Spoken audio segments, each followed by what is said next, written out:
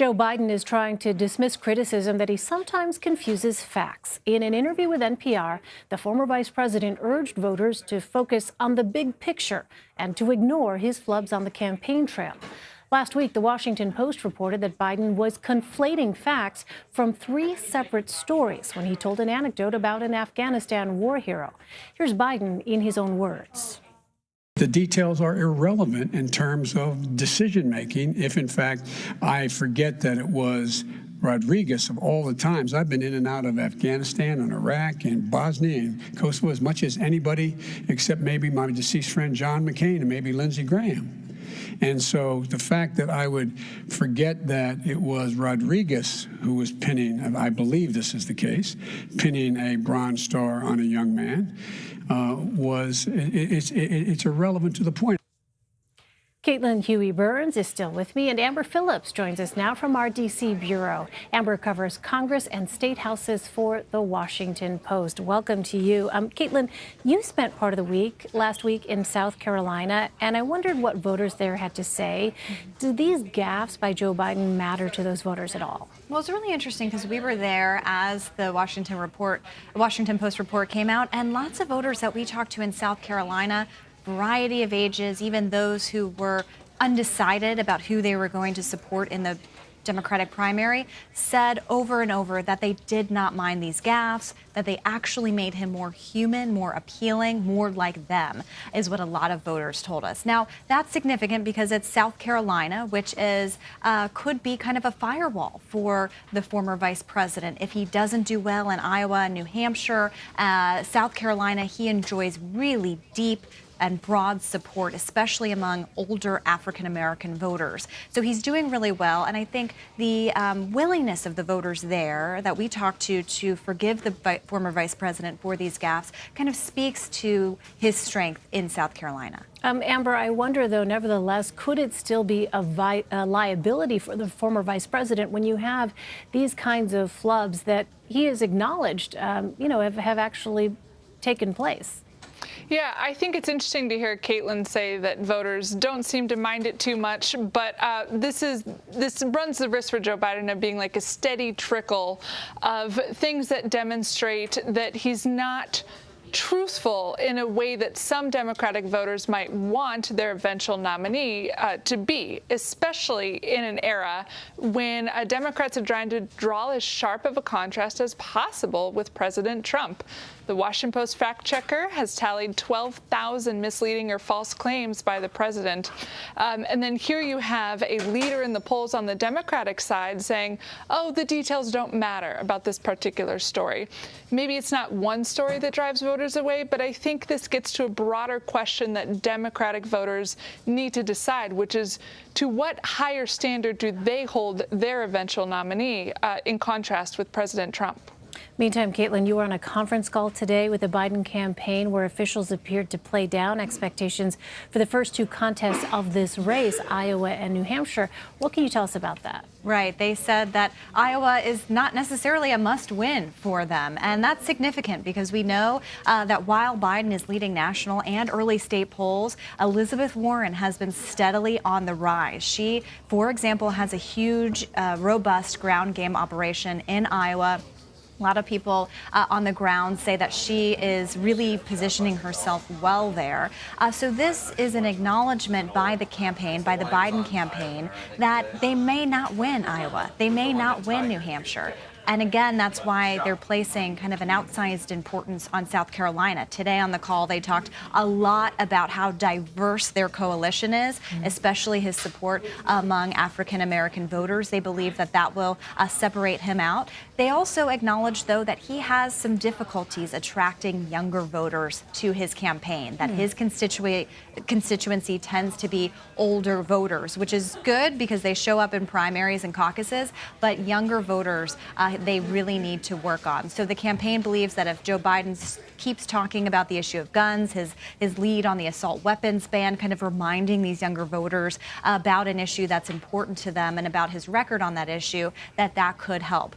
But, it also draws the contrast between himself and Elizabeth Warren and Bernie Sanders, who are attracting lots of young people and an certain amount of enthusiasm and kind of passion for that campaign that the Biden campaign doesn't necessarily have. So to follow up on that point, Amber, there is not a lot of polling in these early primary states yet, but the few polls we do have show Biden with a smaller lead in Iowa and New Hampshire compared to the national polls. Is there a real risk that Joe Biden may not succeed in those elections? Yeah, there's especially the risk, not only that he doesn't succeed, which of course doesn't rule him out of the nomination. These are only a couple states.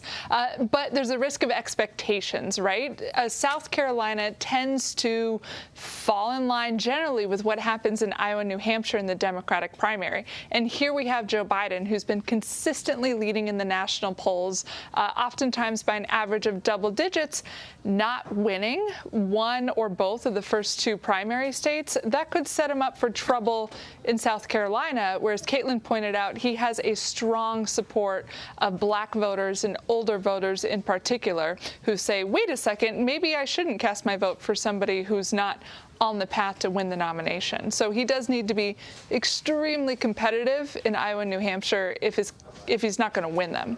So, Caitlin, when we talk about the candidates who are consistently polling in double digits, we talk about Joe Biden, we talk about Bernie Sanders, we talk about Elizabeth Warren.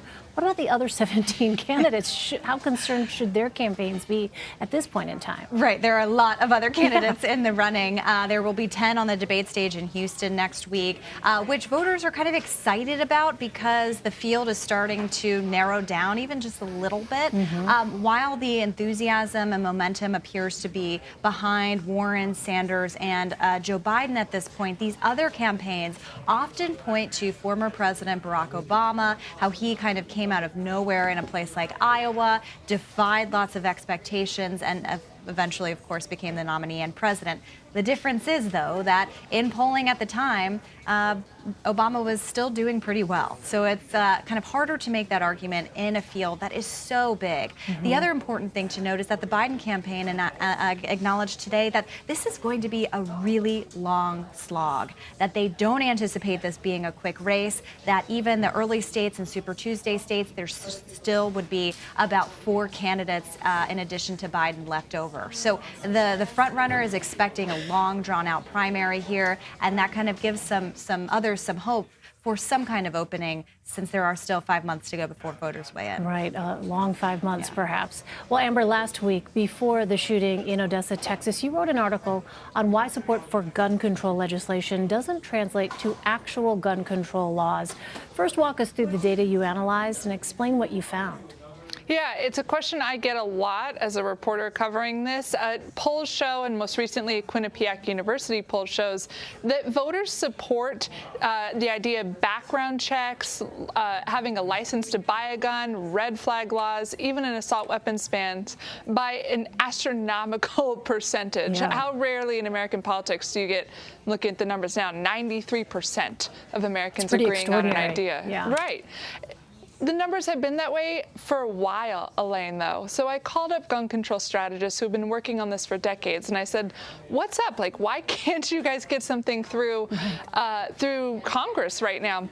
And their answer was that there's just more enthusiasm on people who oppose gun control laws, stricter gun laws. A Republican strategist told me when he worked in the Senate, if there was anything to do with guns coming up, their phones would be ringing off the hook with NRA members who say, please do not take away my right to have my guns at any level right now. The other side may, when a pollster calls them and say, hey, do you support the idea of a universal background check? Might say, yeah, that sounds good. But they're not the ones picking up the phones and making the calls. That might be changing. Gun control groups outspent the NRA in 2018 in the midterms for the first election cycle ever. Democrats won back the House with a lot of them talking about gun control. And we had 2020 Democratic candidates making it a big part of their talking points. Well, and you have now Senate Majority Leader Mitch McConnell weighing in on gun control during a radio interview today. Here's what he had to say. We're in a discussion about what to do on the gun issue in the wake of these horrendous shootings. I said several weeks ago that if the president took a position on a bill so that we knew we would actually be making a law and not just having serial votes, I'd be happy to put it on the floor. And the administration is in the process of studying what they're prepared to support, if anything. And I expect to get an answer of that next week. If the president is in favor of a number of things that he has discussed openly and publicly, and I know that if we pass it, it'll become law, I'll put it on the floor. So, Amber, if that is where things are on the Republican side on this issue, what should we take away from that about the likelihood of gun legislation actually passing? Yeah, two things. I think, first of all, it's notable to have the Senate Majority Leader, who's up for re-election in a pro-Trump, pro-gun state, say, we'll consider gun control laws. That doesn't happen in modern-day politics. That being said, I do not think it's very likely we see something pass Congress, and Mitch McConnell is right. That's in part because of the president. He has not been consistent on anything to do with any types of the gun control legislation that's out there since over the recent mass shootings. He has at times parroted NRA talking points, and then he's, sat down and said, maybe I do support background checks. He's not consistent in a way that would give political cover to people like McConnell to pass such legislation. Right, and so the question is that going to change as the majority leader sort of posed the question to the general audience about, we will watch and wait and see if anything happens on that front. Caitlin Huey-Burns and Amber Phillips, thank you both.